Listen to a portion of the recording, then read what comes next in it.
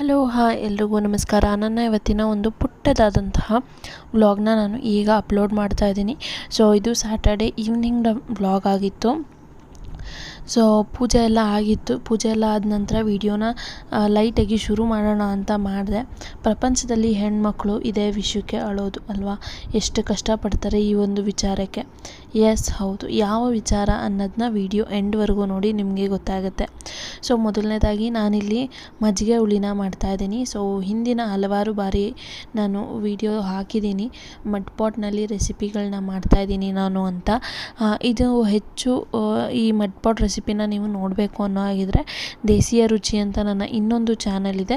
So ನೀವಲ್ಲಿ ಹೋಗಿ full video ಅಥವಾ ಫುಲ್ ರೆಸಿಪಿನ ನೀವು ಅಲ್ಲಿ ನೋಡ್ಬೋದು. ಸೊ ಚೆನ್ನಾಗಿದೆ, ಚೆನ್ನಾಗೆಲ್ಲ ಯೂಸ್ ಮಾಡ್ಬೋದು. ಮಡ್ ಪಾಟಲ್ಲೂ ಅಡುಗೆ ಮಾಡ್ಬೋದಾ ಅಂತ ಎಷ್ಟೊಂದು ಜನ ಕೇಳ್ತಾರೆ. ಎಸ್ ಹೌದು, ಆರಾಮಾಗಿ ಮಾಡ್ಬೋದು ಅಂತ ಹೇಳ್ತಾ ಇದ್ದೀನಿ. ಸೊ ಇಲ್ಲಿ ಸಮ್ಮರ್ ಆಗಿರೋದ್ರಿಂದ ಮಜ್ಜಿಗೆ ಹುಳಿ ಮಾಡಿದ್ರೆ ಚೆನ್ನಾಗಿರುತ್ತೆ ಹೆಲ್ತ್ ವೈಸ್ ಅಂತ ಮಾಡ್ತಾಯಿದ್ದೀನಿ. ತುಂಬ ಚೆನ್ನಾಗಿ ಬಂದಿತ್ತು. ಇದು ನಮ್ಮ ಕನ್ನಡ ಯೂಟ್ಯೂಬರ್ದೇ ಒಂದು ರೆಸಿಪಿ ಆಗಿತ್ತು, ತುಂಬ ಚೆನ್ನಾಗಿತ್ತು.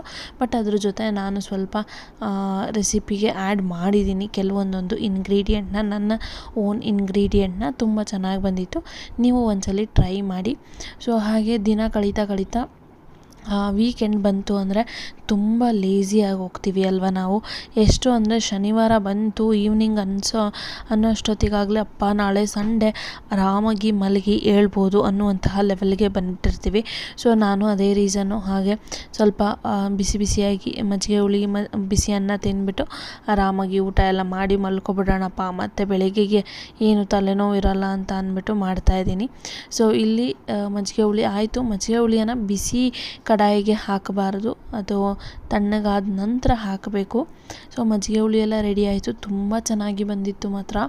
ನೀವು ಒಂದ್ಸಲಿ ಈ ರೆಸಿಪಿನ ಟ್ರೈ ಮಾಡಿ ಮಜ್ಜಿಗೆ ಹುಳಿಯನ್ನು. ಅದರಲ್ಲೂ ಈ ಸಮ್ಮರ್ ಟೈಮಲ್ಲಿ ತುಂಬ ಹೆಲ್ತ್ಗೂ ಕೂಡ ತುಂಬ ಒಳ್ಳೆಯದು. ಸೊ ಅದೆಲ್ಲ ಆದ ನಂತರ ಅಡುಗೆ ಎಲ್ಲ ಮಾಡಾದ ನಂತರ ಎತ್ತಿಟ್ಟು ಆಮೇಲೆ ನಾನು ಅಡುಗೆ ಮನೆನ ಕ್ಲೀನ್ ಮಾಡೋಕ್ಕೆ ಮುಂದಾದೆ.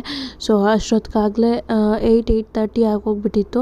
ಸೊ ಅದಾದಮೇಲೆ ನಾನು ನೆಕ್ಸ್ಟ್ ಡೇ ಮಾರ್ನಿಂಗು ಅಷ್ಟೇ, ಸಂಡೇ ಅಥವಾ ಸ್ಯಾಟರ್ಡೇಗೆ ನೆಕ್ಸ್ಟ್ ಡೇ ಮಾರ್ನಿಂಗಿಗೆ ರೊಟ್ಟಿ ಅಥವಾ ಚಪಾತಿ ಅಥವಾ ಪೂರಿ ಆ ಥರ ಏನಾದ್ರು ಮಾಡ್ಕೊಳ್ಳೋಣ ಅಂದ್ಬಿಟ್ಟು ಹಿಂದಿನ ದಿನವೇ ಒಂದು ಗ್ರೇವಿ ಮಾಡಿ ಇಟ್ಬಿಡ್ತೀನಿ ಟಿಫನ್ಗೆ ಅಂತ. ಲೇಟಾಗಿ ಎದ್ದಿರ್ತೀವಲ್ವ, ಜಸ್ಟ್ ಚಪಾತಿ ರೊಟ್ಟಿ ದೋಸೆ ಹಾಕಿಬಿಟ್ಟು ಕೊಡ್ಬೋದು ಅಂತ. ಸೊ ಆ ಗ್ರೇವಿಗೂ ಕೂಡ ರೆಡಿ ಮಾಡ್ಕೋಬೇಕು. ಅಷ್ಟರಲ್ಲಿ ಪಾತ್ರೆ ಸ್ವಲ್ಪ ಜಾಸ್ತಿನೇ ಬಿದ್ದಿತ್ತು ಇವತ್ತು, ಯಾಕಂದರೆ ಮಾರ್ನಿಂಗಿಂದ ಪಾತ್ರೆ ತೊಳೆದಿರಲಿಲ್ಲ. ಸೊ ಹಾಗಾಗಿ ಪಾತ್ರೆನೆಲ್ಲ ತೊಳ್ಕೊಂಡು ಆಮೇಲೆ ಇನ್ನು ನೆಕ್ಸ್ಟ್ ಕೆಲಸ ಮಾಡೋಣ ಅಂತ ನಾನು ಮಾಡ್ತಾಯಿದ್ದೀನಿ. ಪಾತ್ರೆ ತೊಳೆಯೋದೇ ಒಂದು ದೊಡ್ಡ ಕೆಲಸ ಆಗಿಬಿಡುತ್ತೆ. ಅದು ಮಿಷಿನ್ ಅಂತ ಬಂದ್ರೂ ಕೂಡ ಮಿಷಿನಿಗೆ ನಾವೇ ತೆಗೆದು ಹಾಕಬೇಕಲ್ವ. ಸೊ ಹೌದು, ಫಸ್ಟ್ ಸ್ಟಾರ್ಟಿಂಗ್ ನನಗೆ ಮಾಡೋಕ್ಕಾಗದೇ ಇರೋ ಕೆಲಸ ಅಂದರೆ ಇದು ಒಂದೇ ಆಗಿತ್ತು. ಬಟ್ ಇವಾಗ ಏನು ಮಾಡೋಕ್ಕಾಗಲ್ಲ, ನಮ್ಮದು ಮನೆ ಅಂತ ಬಂದಾಗ ನಮ್ಮ ಕೆಲಸ ನಾವೇ ಮಾಡ್ಕೋಬೇಕು ಅಲ್ವ. ಸೊ ಎಷ್ಟು ಜನ ಇದನ್ನು ಒಪ್ಕೋತೀರಾ? ಸೊ ನಾನಂತೂ ಒಪ್ಕೊತೀನಿ.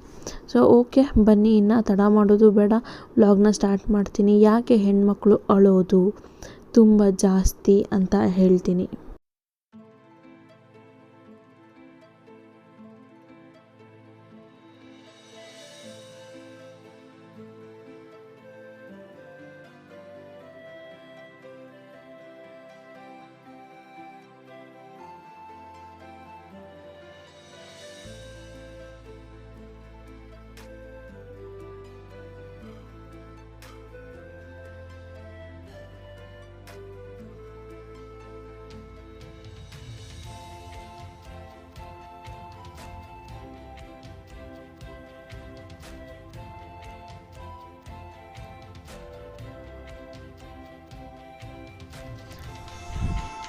ಸೊ ಎಸ್ ಹೌದು, ಹೆಣ್ಮಕ್ಳು ಅಳೋದು ಯಾಕೆ ಅಂತಂದರೆ ಈ ಈರುಳ್ಳಿ ಹೆಚ್ಚಬೇಕಾದ್ರೆ ತುಂಬ ಅಳು ಬರುತ್ತೆ.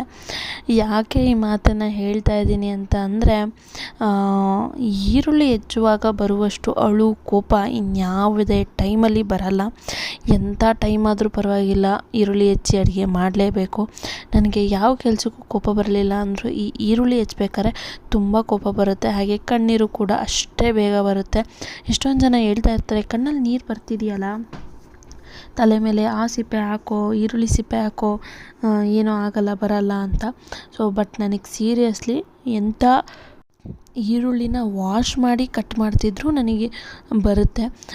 ಮೆಂಟಲಿ ನಾವು ಅಂದ್ಕೊಬಿಟ್ಟಿರ್ತೀವಿ ಅನಿಸುತ್ತೆ, ಓ ಈರುಳ್ಳಿ ಕಟ್ ಮಾಡಿದ್ರೆ ಕಣ್ಣೀರು ಬಂದೇ ಬರುತ್ತೆ ಅಂತ. ಸೊ ನನಗೂ ಅಷ್ಟೇ, ಅದರಲ್ಲೂ ಸ್ವಲ್ಪ ಕಣ್ಣೆಲ್ಲ ಉರಿ ಹತ್ಬಿಡುತ್ತೆ. ಸೊ ಹೆಣ್ಮಕ್ಳು ಅಡುಗೆ ಮನೆಯಲ್ಲಿ ಅಳೋದೆ ಇದಕ್ಕೆ. ಈ ಕಷ್ಟ ಯಾರಿಗೂ ಬೇಡ ಅಲ್ವಾ? ಎಷ್ಟು ಜನ ಒಪ್ಕೊತೀರಾ ಈರುಳ್ಳಿ ಹೆಚ್ಚಕ್ಕೆ ಇನ್ಯಾರ್ಯಾರಿಗೆ ಆಗಲ್ಲ ಅನ್ನೋದನ್ನ ಕಮೆಂಟ್ ಮಾಡಿ ಹೇಳಿ, ಓಕೆನಾ? ಐ ಹೋಪ್ ನಿಮಗೆ ಈ ಒಂದು ಪುಟ್ಟದಾದಂತಹ ವಿಡಿಯೋ ಇಷ್ಟ ಆಯಿತು ಅಂತ ಅನ್ಕೋತೀನಿ. ಇಷ್ಟ ಆದರೆ ಒಂದು ಲೈಕ್, ಶೇರ್, ಕಮೆಂಟ್ ಮಾಡ್ತಾ ನಿಮ್ಮ ಅಭಿಪ್ರಾಯಗಳನ್ನ ತಿಳಿಸೋದನ್ನ ಮರಿಬೇಡಿ. ಹಾಗೆ ಹಲವಾರು ಮನಿ ಸೇವಿಂಗ್ಸ್ ಟಿಪ್ಸ್ ಆಗಿರ್ಬೋದು, ಮೋಟಿವೇಶ್ನಲ್ ಟಿಪ್ಸ್ ಆಗಿರ್ಬೋದು, ಅಥವಾ ಹಲವಾರು ವ್ಲಾಗಿಂಗ್ ಟಿಪ್ಸ್ ಆಗಿರ್ಬೋದು, ಎಲ್ಲ ಪ್ರತಿಯೊಂದು ನಾನು ಹೇಳಿದ್ದೀನಿ. ಹಾಗೆ ನನ್ನ ವ್ಲಾಗ್ಗಳನ್ನೂ ಕೂಡ ರೆಗ್ಯುಲರಾಗಿ ಅಪ್ಲೋಡ್ ಮಾಡ್ತೀನಿ ಇನ್ಮೇಲೆ ಅಂತ ಹೇಳ್ತಾ, ವ್ಲಾಗ್ಗಳನ್ನ ನೋಡಿ, ಲಾಸ್ಟ್ ವೀಡಿಯೋಸ್ಗಳನ್ನೆಲ್ಲ ನೋಡಿ ಅಂತ ಹೇಳ್ತಾ ಇವತ್ತಿನ ಈ ನನ್ನ ಒಂದು ಪುಟ್ಟ ವಿಡಿಯೋನ ಇಲ್ಲಿಗೆ ಎಂಡ್ ಮಾಡ್ತಾ ಇದ್ದೀನಿ. Thank you so much. ಹಾಗೆ ನೀವು ನೋಡ್ತಾ ಇರ್ಬೋದು ಕಣ್ಣಲ್ಲಿ ಯಾವ ರೀತಿಯಾದಂತಹ ನೀರು ತುಂಬಿದೆ ಅಂತ. ಸುಮ್ಮನೆ ಒಂದು ಈರುಳ್ಳಿ ಸಿಪ್ಪೆ ತೆಗಿತಾ ಇದ್ರೂ ಕಣ್ಣಲ್ಲಿ ನೀರು ದುಮು ಅಂತ ಇಳಿದು ಬಂದ್ಬಿಡುತ್ತೆ ನನಗೆ. ಸೊ ಹಾಗಾಗಿ ಈರುಳ್ಳಿ ಹೆಚ್ಚೋಕಂಡ್ರೆ ನನಗೆ ಆಗಲ್ಲ.